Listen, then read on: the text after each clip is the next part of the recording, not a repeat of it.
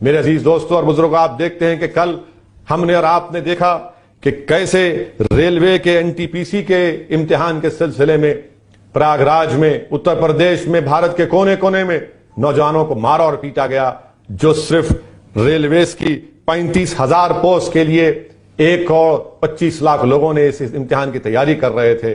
कैसे हम इन नजारों को भूलेंगे। मैं उत्तर प्रदेश के कई और नौजवानों से पूछना चाह रहा हूं, बताओ क्या तुम्हारे हॉस्टल में घुसकर तुमको पुलिस के लाठियों से मारना, तुम्हारे हाथ और पैर को तोड़ना, तुम्हारे सर को फोड़ देना, तुम्हारे जिस्म को लहूलुहान कर देना, क्या उत्तर प्रदेश का नौजवान कब तक बीजेपी के इन तमाम हरबों को बर्दाश्त करेगा। मैं नौजवानों को याद दिलाना चाह रहा हूं कि CAA, NPR, NRC का कानून के खिलाफ बड़ी तादाद में माइनॉरिटीज के लोगों ने, जिसमें मुसलमान ने प्रोटेस्ट किया था, 22 लोगों को पुलिस फायरिंग में उनकी जान ले ली गई, उनको शहीद कर दिया गया। आज तक उसके ऊपर कोई FIR तक जारी नहीं हुआ।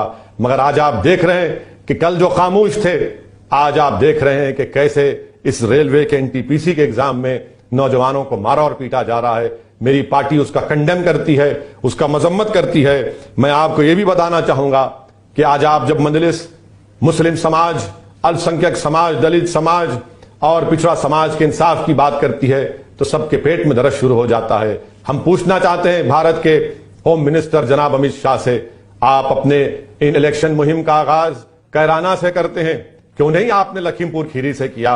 वहां पर जाकर आप उन 4 किसानों को, जिसका आपके मंत्री की गाड़ी से उनको कत्ल कर दिया गया, वहां पर लखीमपुर खीरी को जाना था जनाब अमित शाह को और वोट का उनसे मुतालबा करना था। क्यों नहीं अमित शाह हाथरस गए, जिस वो दलित बच्ची को, जिसकी इज्जत को लूटा गया, जिसका कत्ल कर दिया गया और उसके अंतिम संस्कार में उसके खानदान के अफराद को भी शिरकत कर नहीं दिया गया, वहां पर जाना चाहिए था अमित शाह को। अमित शाह को जाना चाहिए था उन पीड़ित परिवारों के पास जो कोविड की दूसरी वेव में 2021 में और जून में जिनकी लाशें गंगा पर तीर रही थी। मगर सिर्फ भाजपा कहती है कि हमको वोट दो, मुगलों को हराना है।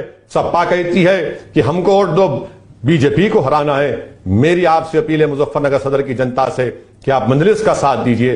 पूछिए इन तमाम जो अपने आप को सेकुलर कहते हैं समाजवादी को आपने कितने बार सत्ता में लाए, आपने कितने बार मुलायम सिंह यादव साहब को, अखिलेश यादव को मुख्यमंत्री बनाया, आपने BSP को सत्ता दी। क्या यह बात सच नहीं है कि आज उत्तर प्रदेश में सिर्फ 1.70% मुस्लिम माइनॉरिटी के पास उत्तर प्रदेश में 2 एकड़ जमीन है।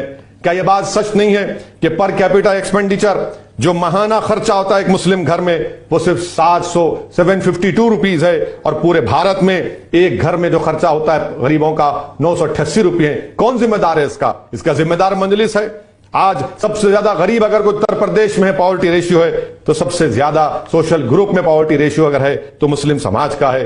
बेरोजगारी मुसलमानों में 5.92% उत्तर प्रदेश में, SC समाज में 4.09, OBC में 3.46। कौन जिम्मेदार है इसका? आपने BSP को वोट दिया, आपने कांग्रेस को वोट दिया, आपने समाजवादी को वोट दिया, अखिलेश को मुख्यमंत्री बनाया।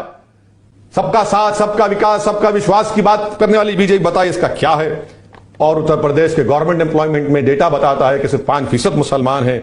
मेरे अजीज दोस्तों और बुजुर्गों, मेरी आप तमाम से गुजारिश है, इन नाइंसाफियों का अगर आप खातिमा चाहते हैं, इंसाफ चाहते हैं, तो मेरी आपसे दरमंदाना अपील है मुजफ्फरनगर सदर सीट के तमाम वोटर से, राय दहिंदगान से, कि आप सामाजिक न्याय के लिए, सेकुलरिज्म की हकीकी कामयाबी के लिए, भाईचारगी के लिए आप मजलिस के हक में पतंग के निशान पर बटन दबाइए। समाजवादी सेकुलर नहीं है।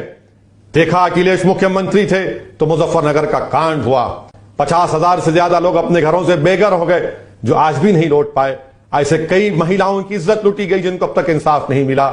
आइए 10 तारीख के दिन, फरवरी के दिन, एक तारीखी फैसला करिए, अपने दिल पर भरोसा करिए, अपने पूरे होश हवास के साथ, जिम्मेदारी के साथ, आंखों को खुला रखकर, अपने दिल और दिमाग को खुला रखकर, अपने दिल पर भरोसा रखकर, पूरे एतमाद के साथ आप पतंग के निशान पर बटन दबाकर अपने इत्तेहाद को मजबूत करिए।